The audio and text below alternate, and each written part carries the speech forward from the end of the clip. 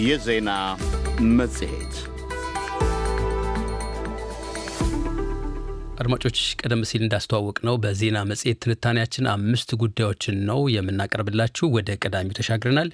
የአገራዊ ምክክር ጉባኤ ተሳታፊዎች በምክክሩ ላይ በሚያቀርቡት ሀሳብ እንዳይጠየቁ ኃላፊነት እንደሚወስድ የኢትዮጵያ አገራዊ ምክክር ዋና ኮሚሽነር መስፍን አርአያ ተናገሩ። ዋና ኮሚሽነሩ ይህንን ያሉት ከተጀመረ 8ኛ ቀኑን በያዘው ጉባኤ ያለፉት 3 ቀናት ሂደት ምን እንደሚመስል ዛሬ ቀትር ላይ በሰጡት አጠር ያለ ገለጣ ነው። ሰለሞን ሙጬ ከአዲስ አበባ ዝርዝር ዘገባ ልኮልናል።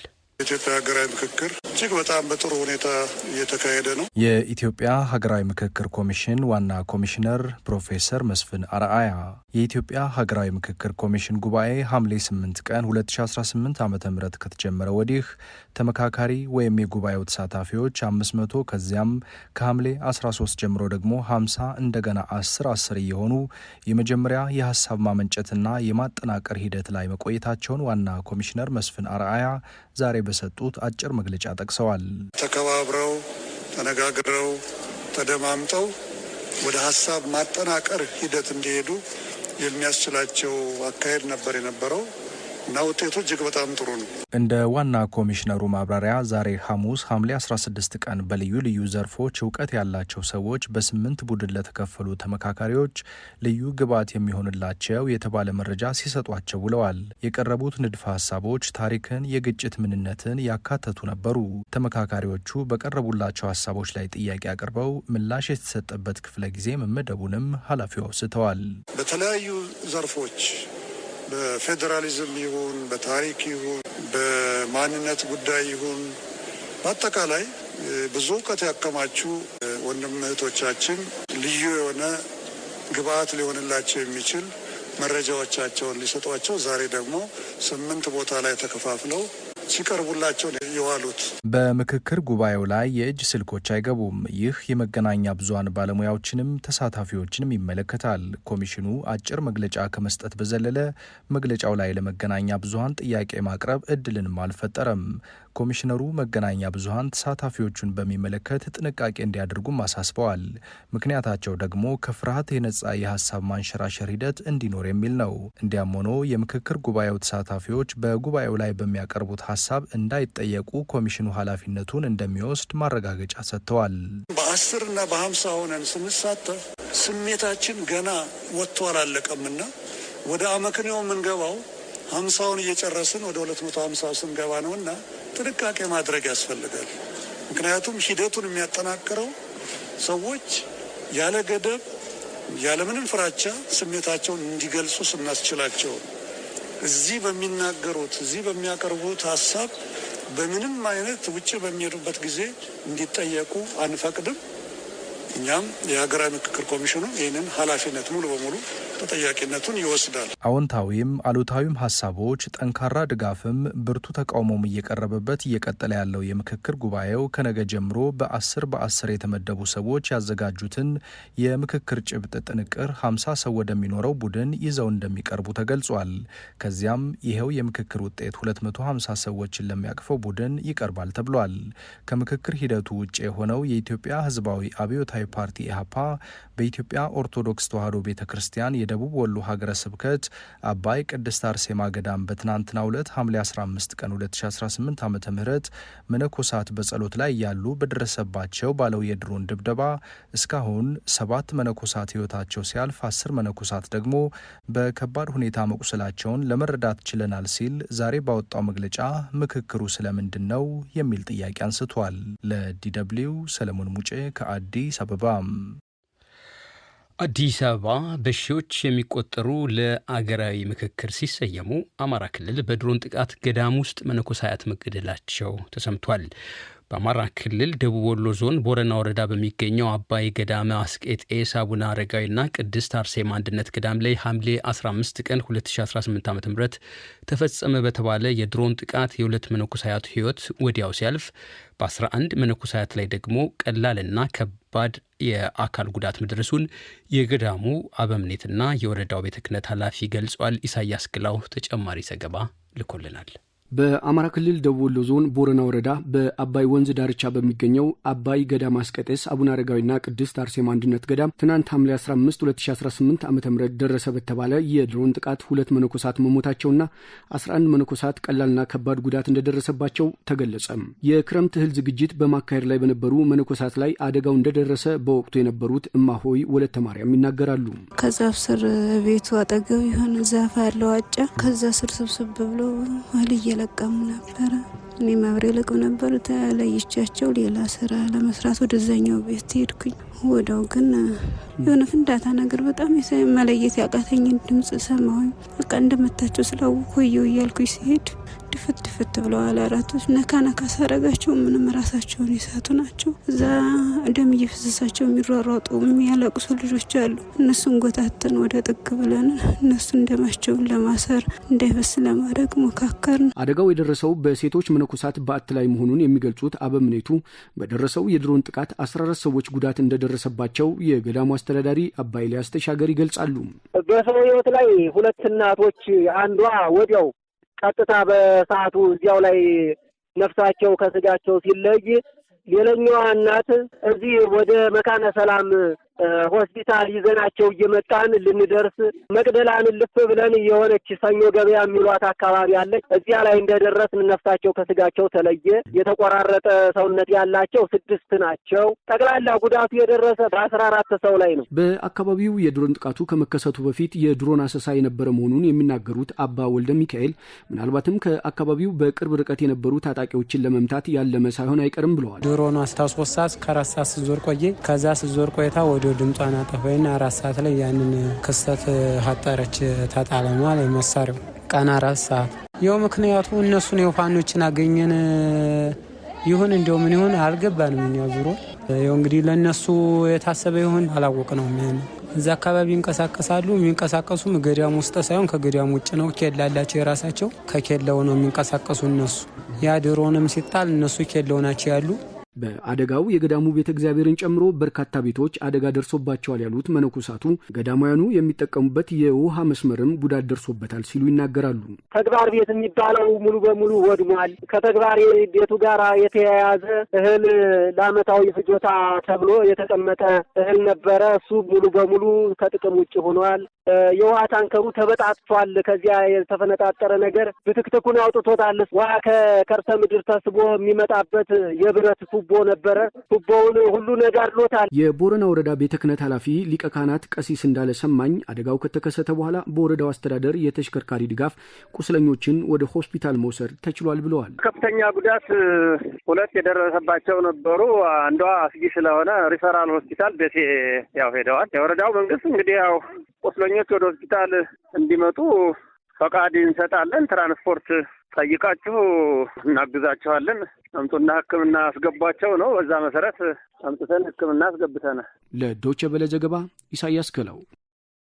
የኢትዮጵያ ሕዝባዊ አብዮታዊ ፓርቲ በምህጻሩ ኢህአፓ በበኩሉ ትናንት ገዳም ላይ በተፈጸመው የድሮን ጥቃት እስካሁን 7 መነኮሳያት ሕይወታቸው ሲያልፍ 10 መነኮሳያት ደግሞ በከባድ ሁኔታ መቁሰላቸውን ለመረዳት ችለናል ብሏል። በመግለጫው ኢህአፓ በመግለጫው ብልጽግናና አጋሮቹ ምክክር ላይ ናል በሚሉበት በዚህ ወቅት የንጹሐን ጭፍጨፋ በብርቱ መቀጠሉ በተደጋጋሚ እንዳልነው ሁሉ ዛሬም ምክክሩ ስለምንድን ነው እንድንል ያስገድደናል ሲልም አክሏል። ወደ ቀጣዩ ዘገባችን ተሻግረናል። ህዝባዊ ወያኔ ሓርነት ትግራይ በምህጻሩ ህወሓት የኢትዮጵያ ፌዴራል መንግስትን እንደ ስጋት ተመልክተው ከሚወጉት አካላት ጋር ትብብር መፍጠሩን አሳውቋል። ኢትዮጵያ ውስጥ ላለፉት 8 ዓመታት ግድም አገሪቱን የሚመራውን መንግስት ያለማቋረጥ በመውጋት ላይ የነበረው የኦሮሞ ነጻነት ሰራዊት በምህጻሩ ኦነሰ ይህን የህወሓት መግለጫ አላስተባበለም። ታጣቂ ቡድኑ ኦነግ ኦነሰ የህወሓት የትብብር መግለጫን እንደተቃወመ ተደርጎ በማህበራዊ መገናኛ አውታሮች የሚዘዋወረው መግለጫ ምንጩ እንደማይታወቅ በመግለጽ የታጣቂ ቡድኖች የመተባበር ውጥንን ሳያስተባብልም ቀርቷል። የአዲስ አበባ ወኪላችን ስዩም ጌቱ ተጨማሪ አለው። በሰሜን ኢትዮጵያ ጦርነት መልሶ ሊከሰት ይችላል በሚል በርካቶችን ባሰጋበት በአሁኑ ወቅት ህዝባዊ ወያኔ ሓርነት ትግራይ ህወሓት የኢትዮጵያ ፌዴራላዊ መንግስትን ከሚቃወሙ ከተለያዩ የታጠቁና የፖለቲካ ኃይሎች ጋር አንድነት መፍጠሩን ያስታወቀው ባሳለፍነው እሁድ ሐምሌ 14 ቀን 2018 ዓ.ም በመቀሌ በተደረገ ህዝባዊ ውይይት ነው። በህዝባዊ ውይይቱ ላይ ንግግር ያደረጉት የህወሓት ሊቀመንበር ዶክተር ደብረጽዮን ገብረ ሚካኤል ተመሳሳይ ዓላማውን ካነገቡ አካላትና ጠላት ካሉት ከኢትዮጵያ ፌዴራላዊ መንግስት ጋር ከሚዋጉ ኃይላት ጋር እንደሚተባበሩ ያስታወቁት የህወሓት አመራሮች በኦሮሚያ በትጥቅ ከሚንቀሳቀሰው የኦሮሞ ነጻነት ሰራዊትና በአማራ ክልል በተመሳሳይ ሁኔታ የኢትዮጵያ መንግስትን በትጥቅ ከሚወጋው የፋኖ ታጣቂዎች ጨምሮ ከተለያዩ አካላት ጋር ትብብር ፈጥረናል ማለትንም ተከትለው ምላሽ አስተያየታቸውን ለዶይቼ ቬለ የሰጡ የኦነግ ኦነሴ ከፍተኛ አዛዥ አማካሪ አቶ ጅሬኛ ጉደታ ሀሳቡን አላስተባበሉም። ከ2020 ጀምሮ እነሱም ላይ ጦርነት ስለታወጀ በጋራ እንዴት መቋቋም ይቻላል? የህዝብ ጥያቄ እንዴት ሊመለስ ይችላል? እንዴት ህዝቦቻችን የራሳቸውን እድል ራሳቸው መወሰን ይችላል? በጊዜው ትዝ ይልህ እንደሆነ የሚቀነቀን የነበረው ፖለቲካ በጣም አህዳዊ ስለ አጼዎቹ የሚቀነቀንበት ጊዜ ነበረዋል እና ያን ጊዜ ዲሲ ላይ በይፋ የነበረ ሜሞራንደም ኦፍ አንደርስታንዲንግ ነበር። ከዚያ በኋላ እንግዲህ የተለያዩ አካላት እንደዚሁ ከኋላ እየተወጉ እየተከዱ ስርዓቱን እየተቃወሙ የሚዋጉ አሉ ማለት ነው። ስለዚህ እነኝህን አካላት አንድ እያደረገ ያለው ስርዓቱ በራሱ የፖለቲካ አውዶችን እየዘጋ ጦርነት እየከፈተ ሁሉም አቅጣጫዬን ስርዓቱን አድርጌ መዋጋት አለብኝ ሲል ወዶ ሳይሆን በግድ እየተባበረ ያለበት ሁኔታ ነው ያለው ማለት ነው። ይህንን ስርዓቱ ያመጣው እንደሆነ ግንዛቤ ሊወሰድ ይገባል። በኢትዮጵያ ታጥቀው የሚንቀሳቀሱ አካላት በጋራ ሆነው መንግስትን ለመታገል ሲወስኑ ያኖሩ ስምምነትና የጋራ የፖለቲካ ግብ ስለመኖር አለመኖሩም የተጠየቁት የኦነሲ ከፍተኛ ባለስልጣኑ የተፈረመ የለም። ምን መነጋገር እኮ ያስፈልገው ፕራክቲካሊ እየሆነ ያለ ነገር መነጋገር መፈራረም እኮ ራሱ ላይ ያስፈልገ ይችላል እና በግልጽ የአላያንስ ጉዳይ የራሱ የሆነ ዳይናሚዝም ስላለው ስምምነት መኖሩ አለመኖሩ የሚገለጸው በአመራሩ ነው። አመራሩ ስምምነት አለ የለም ብሎ መግለጽ ይችላል። ሂደቶች ካሉ ያንን ሂደቶች መግለጽ የሚችለው አመራሩ ነው። አሁን ግን ልልህ የምችለው ስርዓቱ የፖለቲካ ምህዳሩን ስላጠበበ ሌላ አማራጭ እኮ ከሌለ የምታደርገው እኮ የምችለው ነው። የኦሮሞ ነጻነት ሰራዊት ኦነግ ኦነሴ የህወሓት ባለስልጣናት በተለያዩ መድረኮች ስለመናገራቸው ተገልጾ በመገናኛ ብዙሃን አውታሮች የተሰራጨው የትብብር ጉዳዩን ተቃውሟል በሚል ትናንት ረቡዕ የተሰራጨው መረጃ የተሳሳተ ነው ሲሉም አስተያየታቸውን የሰጡት አቶ ጅሬኛ መናገር ስለ ቲፒኤልኤፍም ስለ ሌላም ኃይል ያልነው ጉዳይ የለም። የማይታወቅ ኃይል የኦሮሞ ነጻነት ሰራዊት መግለጫ አስመስሎ ያሰራጨው መግለጫ እንጂ የእኛ መግለጫ እንዳልሆነ በደንብ ሊታወቅ ይገባል። ጠቅላይ ሚኒስትር አብይ አህመድ ከ2 ሳምንታት በፊት በህዝብ ተወካዮች ምክር ቤት ቀርበው በሰጡት አስተያየት እንኳን ሻዕቢያና ወያኔና ሱዳን ሌላም ቢጨመር በኢትዮጵያ ሉዓላዊነት ቅንጣት ታክል ስጋት የለም። መከላከል የሚያስችል ብቃት እየገነባን ያለ ነው። ጊዜው ሲደርስ እንዳስፈላጊነቱ እንገልጻለን። እኛ ስጋት የለም። ባሳለፍነው እሁድ በጨፌ ኦሮሚያ መደበኛ ስብሰባ ላይ ንግግር ያደረጉት የኦሮሚያ ክልል ፕሬዝዳንት አቶ ሽመልስ አብዲሳም የህዝቡን አቅምና ፍላጎት ያልተረዱ ያሏቸው ወገኖች ለባዳ ለማረስ በተቃርኖ ተጠምደዋል በማለት መንግስታቸውን የሚወጉትን አካላት ለአጭር ጊዜ ፖለቲካዊ ፍላጎት በመቆም ከሰዋል። የኦነግ ኦነሴ ባለስልጣኑ አቶ ጅሬኛ ጉደታ ግን መሰል ክሶችን አልተቀበሉም። ለነጻነት ሲል ዛሬም ከትጥቅ ሜዳ ያለ አካል ማንም ላይ የሚንጠለጠል ሳይሆን ራሱ ትግል አካሂዶ ህዝቡን ነጻ የሚያወጣ መሆኑን ሊታወቅ ይገባልና ሊሳካላቸው የሚችል አይደለም። የኢትዮጵያ ፌዴራላዊ መንግስት ከህወሓት ጋር በደቡብ አፍሪካ ፕሪቶሪያ የተቀመጠው ስምምነት በሰሜን ኢትዮጵያ ቢያንስ ለ3 ዓመታት ግድም የጠመንጃን አፍ ቢያዘጋም በታንዛኒያ ከኦሮሞ ነጻነት ሰራዊት ኦነግ ኦነሴ ጋር ከስምምነት ለመድረስ ያደረገው ጥረት ግን ያለ ውጤት መጠናቀቁም አይዘነጋም። ለዶይቼ ቬለ ዘገባ ስዩም ጌቱ ነኝ ከአዲስ አበባ። በደቡብ አፍሪቃ በውጭ አፍሪቃውያን ዜጎች ላይ የሚፈጸም ጥቃት እየጨመረ መምጣቱን ተከትሎ ወደ ሀገራቸው የሚመለሱ አፍሪቃውያን ቁጥር ከፍ እያለ መሆኑ ተዘግቧል። የተለያዩ አፍሪቃ ሀገራት ዜጎቻቸውን ከደቡብ አፍሪቃ ለማውጣት የአውሮፕላን አሊያም የአውቶቡሶች መጓጓዣዎችን እያቀረቡ ነው። በደቡብ አፍሪቃ የሚኖሩ ኢትዮጵያውያን አብዛኞቹ ሱቆቻቸው እንደተዘረፉባቸው አሊያም በቃጠሎ እንደወደሙባቸው ይናገራሉ። ምንም እንኳ ባለፉት 2 ሳምንታት መጤ ጥላቻን ተከትሎ በደቡብ አፍሪቃ መጤ አፍሪቃዊ መገደሉ ባይሰማም የመጤ አፍሪቃ ያለው ጥላቻ ግን አሳሳቢ መሆኑ ተመልክቷል። የኢትዮጵያውያን ሁኔታስ በደቡብ አፍሪቃ ምን ይመስላል? አዜብ ታደሰ በደቡብ አፍሪቃ የሚኖሩ ኢትዮጵያውያንን አነጋግራ ካዘጋጀችው ቀጣዩ ዘገባ እንከታተል።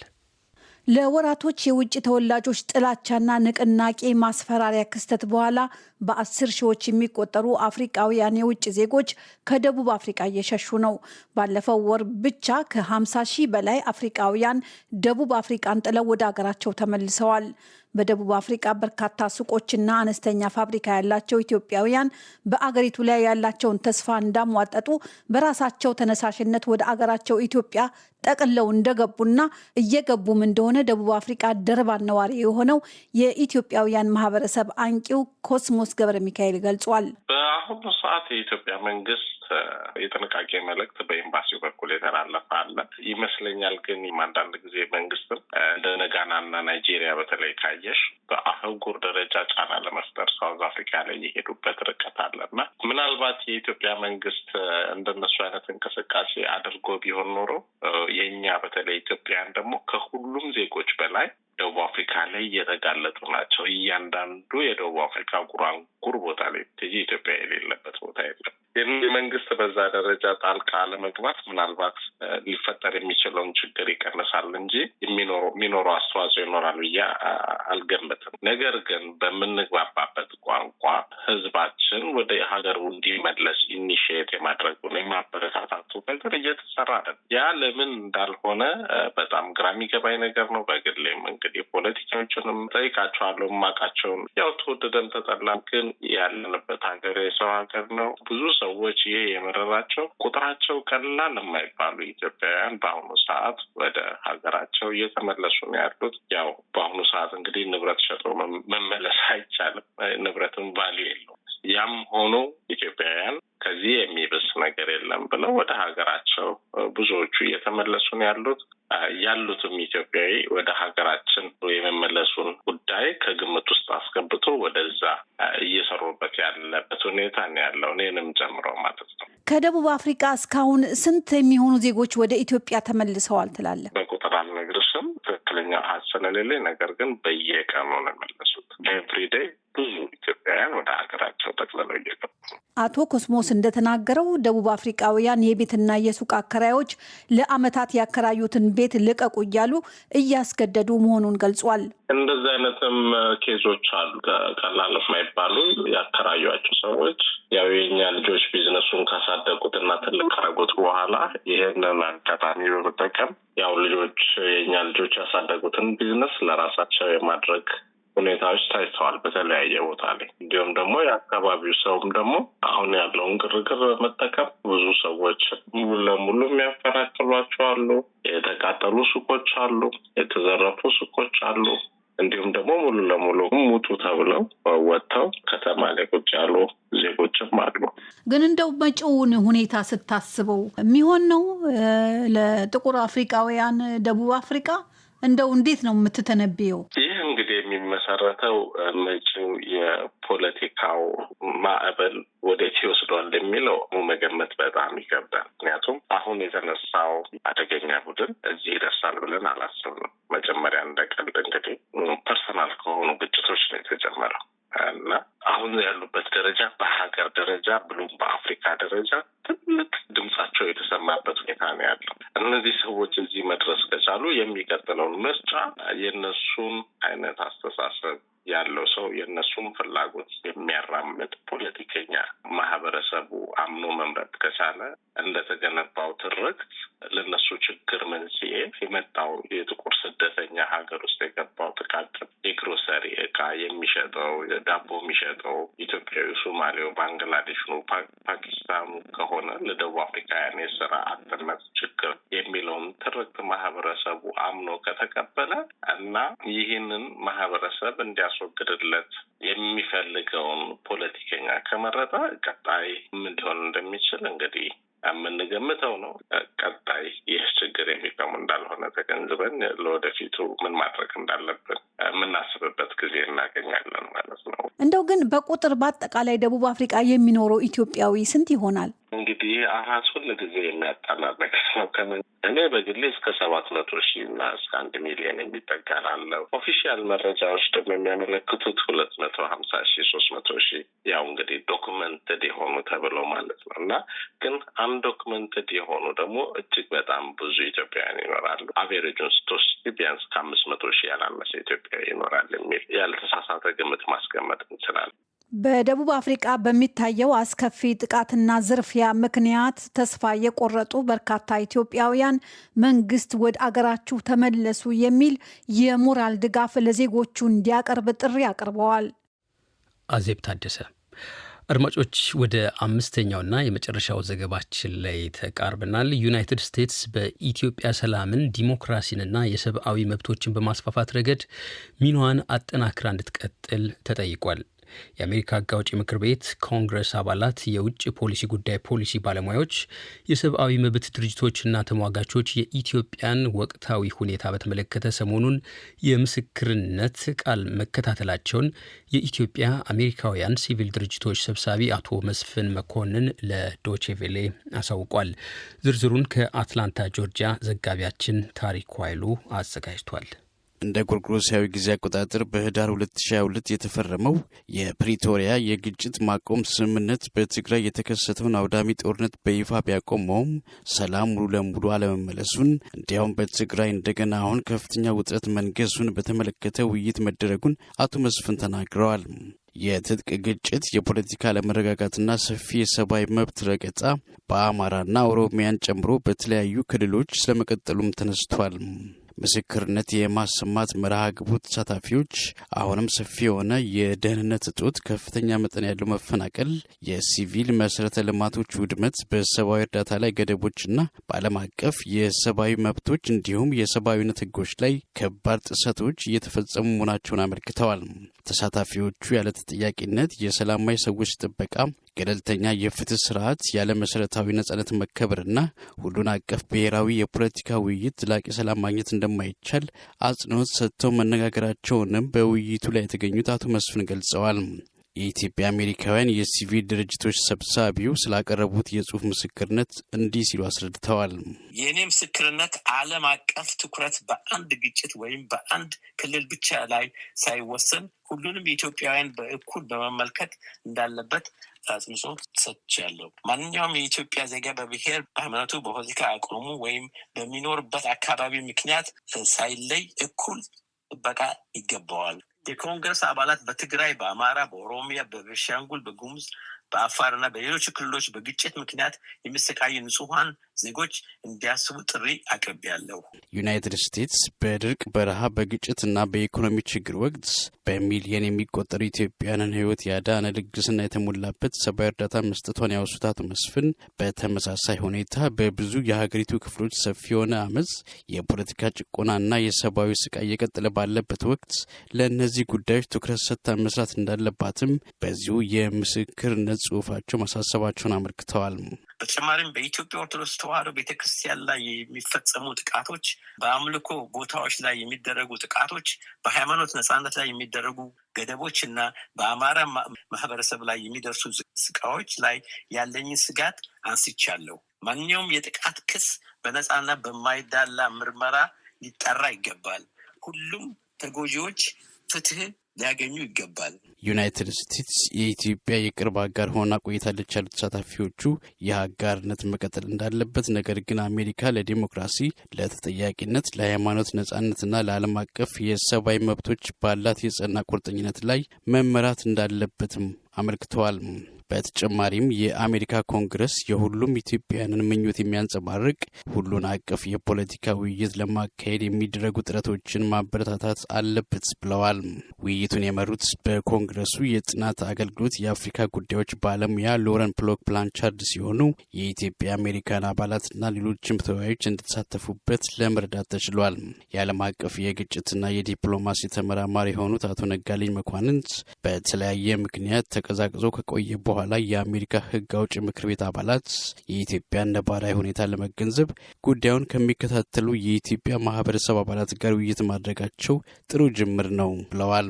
ሰሞኑን ያየነው ሂሪንግ በተለይም ደግሞ በዚህ ውስጥ ከተለያዩ የኢትዮጵያ አካባቢዎች ላይ ያሉ ሁኔታዎችን በማንሳት ውይይት መደረጉ በተለይም ደግሞ ኢትዮጵያ ውስጥ ያሉ ሁኔታዎች የሚከታተሉ አክቲቪስቶችን አሳትፈው ማድረጋቸው ጥሩ ጅምር ነው ብዬ አስባለሁ። ኢትዮጵያ ከአሜሪካ ጋር ጠንካራ ግንኙነት ያላት ሀገር እንደመሆኗ የቅርብ ክትትልና ድጋፍ ማድረግ እንደሚጠበቅባትም አቶ ነጋልኝ አብራርተዋል። እንደ አሜሪካ መንግስት ኢትዮጵያ ታላቅ ሀገር በመሆኑ ከአሜሪካ ጋርም ጠንካራ ግንኙነት በመስረት ያለበት ነው። ነገር ግን አሁን ያለው ኢትዮጵያ ውስጥ ያለው የፖለቲካና የዲሞክራሲ የመብቶች የሰብአዊ መብት ጉዳይ አሳሳቢ ደረጃ ላይ ስለደረሰ አሜሪካ ደግሞ እንደ አንድ ታላቅ ሀገር ኢትዮጵያንም በዚህ ዘርፍ ድጋፍ ያደርግ እንደነበረ ሀገር የቅርብ ክትትልና ኢትዮጵያውያንን ያሉበትን ሁኔታ በቅርብ ማየት አለበት፣ አስተያየት መስጠት አለበት፣ ድጋፍ ማድረግ አለበት። በዚህ ዘርፍ መሻሻል እንዲኖር። ለዶይቼ ቬለ ሬዲዮ ለተጠናቀረው ዘገባ ታሪኩ ኃይሉ ከአትላንታ ጆርጂያ። ዜና መጽሔት በዚሁ ተጠናቀቀ።